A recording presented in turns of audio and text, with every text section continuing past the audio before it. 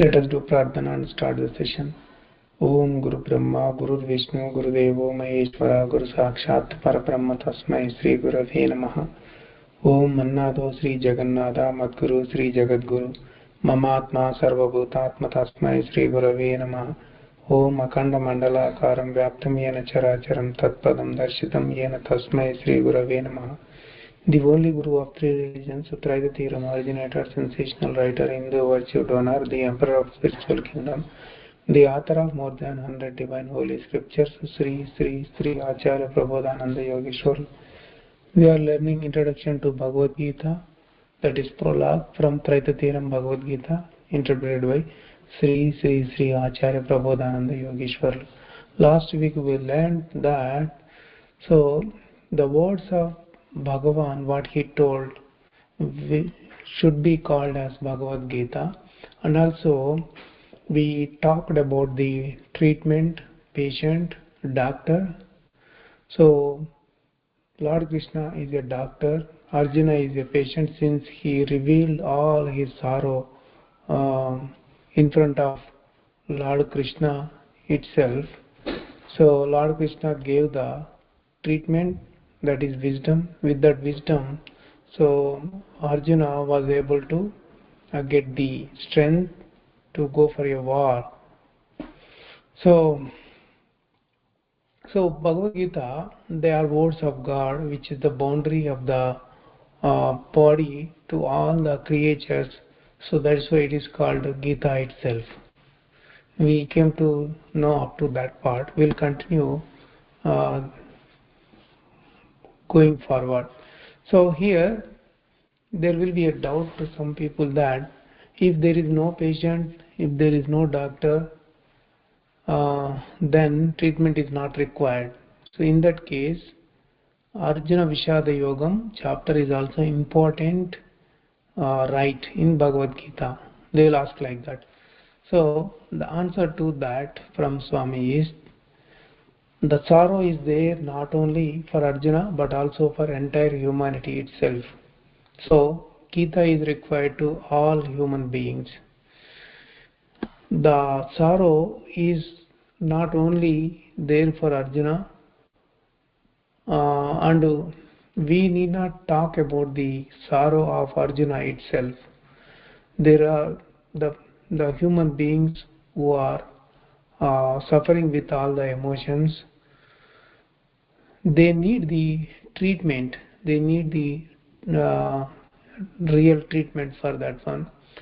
So there are different kinds of emotions and diseases are there for the human beings related to the emotions. So that's why everybody is in sorrow actually. In order to get out of that, we need to know the Bhagavad Gita itself. So in Bhagavad Gita, we need not tell that Arjuna Vishada Yogam, which is related to only Arjuna. So that is why Traitatiram Bhagavad Gita will start from the words of Bhagavan itself. Many people who interpreted the Bhagavad Gita, if they started writing Bhagavad Gita from the words of Bhagavan, it should have been far better, but they did not do so. That is why the readers who are reading Bhagavad Gita, they start reading from the Arjuna Vishada Yogam. So that's why they understand straight away that uh, these matters are only for Arjuna, not for anybody else. Since Arjuna did not want to go for war, Lord Krishna told him the wisdom so that he can't be afraid of going for the war, and he can participate in the war itself. So they are thinking that this Bhagavad Gita only for Arjuna itself. And some people say that since Arjuna got the sorrow, so we don't need that. We don't have any sorrow. We don't need Gita itself. They are thinking like that. The people who are reading, they are not thinking that the matters in the Bhagavad Gita are for him itself. He should think for him itself. That's why Bhagavad Gita became the subject of reciting it, subject for reciting the slokams itself. So the people doing by heart of all, by hearting all the, they do by heart all the slokams, and nobody tells about the meaning from that. Swami approached a person who mastered all the slokams from Bhagavad Gita itself.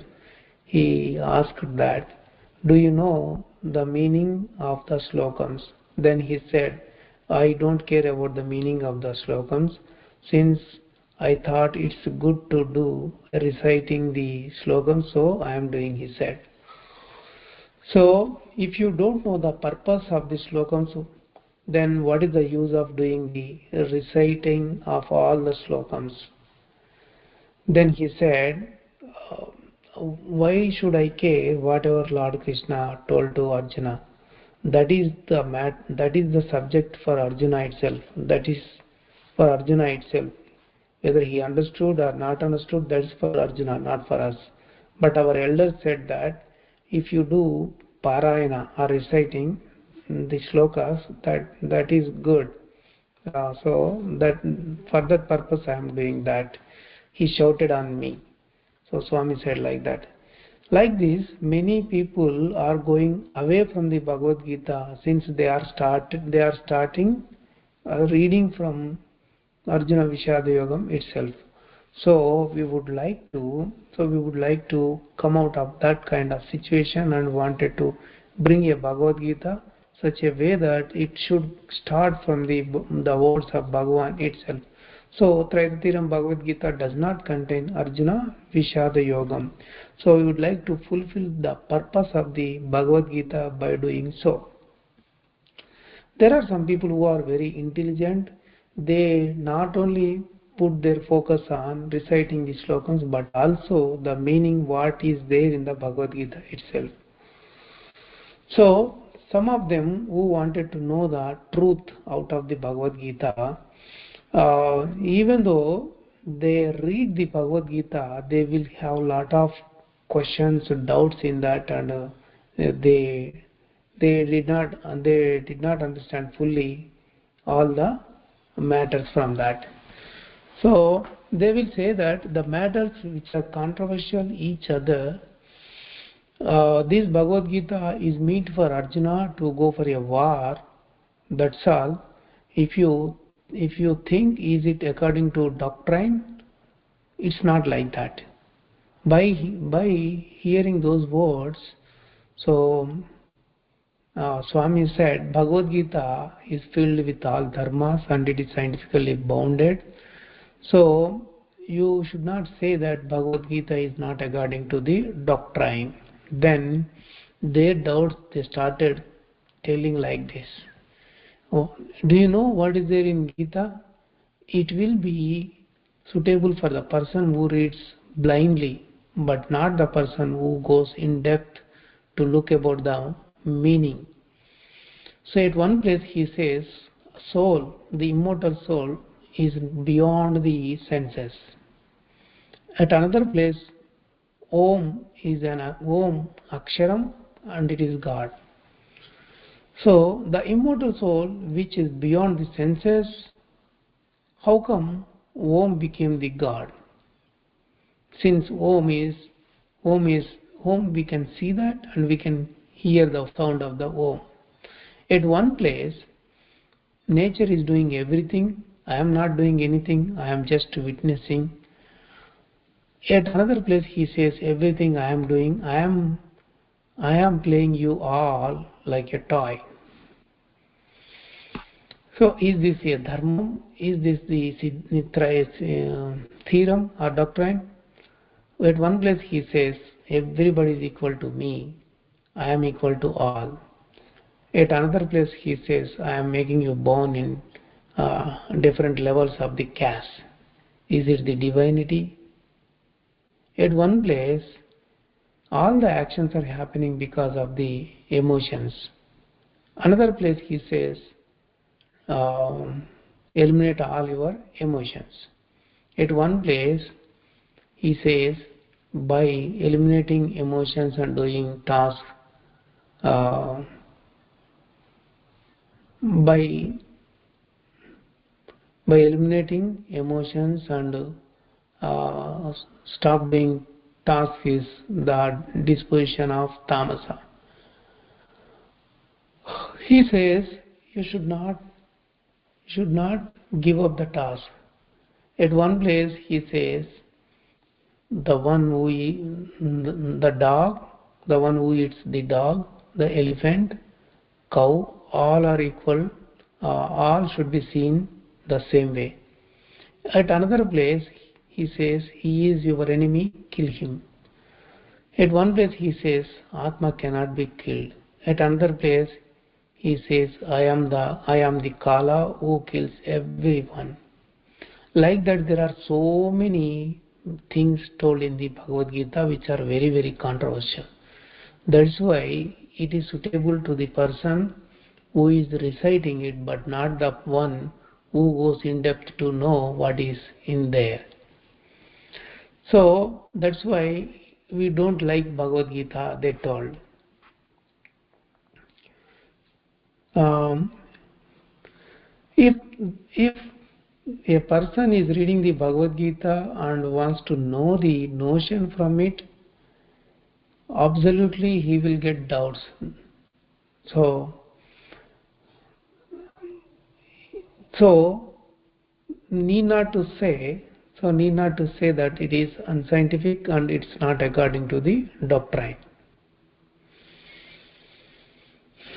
So the people who translated Bhagavad Gita into the Telugu language, they did not interpret it proper way. That's why many people got the doubts. In order to tell the truth, that Bhagavad Gita taught by Lord Krishna that time, from then to now, nobody understood it properly. Because in order to understand Bhagavad Gita, you should follow 4 principles. So the one who interpreted Bhagavad Gita should also write according to the 4 principles. If they don't follow those principles and they write whatever they like, so the people who read it to know the notion from Bhagavad Gita, they are not going to understand it forever. So nobody so far followed the 4 principles. Only Swami followed 4 principles and gave us the Traitatiram Bhagavad Gita. By saying so, some people may get angry and they may start criticizing Swami itself, saying that how do you say we don't know Bhagavad Gita? But the Bhagavad Gita which they wrote has full of doubts in it. So, in order to read Bhagavad Gita without any doubts in it, we need to put focus on 4 principles. What are those 4 principles? The slokam which you are reading, about whom it is taught. Like, is it for Jivatma, Atma, Paramatma, nature? So, about whom it was taught. The second one is the slokam which you are reading is related to Brahma Yogam, Karma Yogam, or which Yogam. The third one, the slokam which you are reading, is it for formful God or formless God? About whom it was taught. The fourth one is the slokam is scientifically bounded or not. These are the 4 important principles you should apply on Bhagavad Gita slokam and keep reading that. If you don't apply that, it is just for the decoration purpose, but it's not with the fully meaning itself. So far, no Bhagavad Gita written according to those 4 principles. So only Traitatiram Bhagavad Gita is written with all those 4 principles. So the previous Bhagavad Gitas who interpreted got lot many doubts in it. So in order to come out of all the doubts, you should apply all the four principles. When you apply the important principle, fourth one, then all the unscientific and fabricated slogans will come out from Bhagavad Gita itself. So the objective of the slogans which are against the objective of Bhagavad Gita will come out easily with the fourth principle. All the teachings of Bhagavad Gita are according to the science itself. So the people who read after applying these four principles, they will clearly understand Bhagavad Gita and they will clearly identify the slogans which are not scientifically bounded, which are not according to the doctrine. So according to these principles, we let us examine about the Gita Mahatyam and Gita. What is the relation between these two things? Let us end the teaching over here for today. Let us do Mangala Prardhana and continue next week onwards. Om Mangalam Gurudevaya Mahaniya Prabodhatmane Sarvaloka Sharanyaya Sadhurupaya Mangalam. Prabodhatmam to everyone.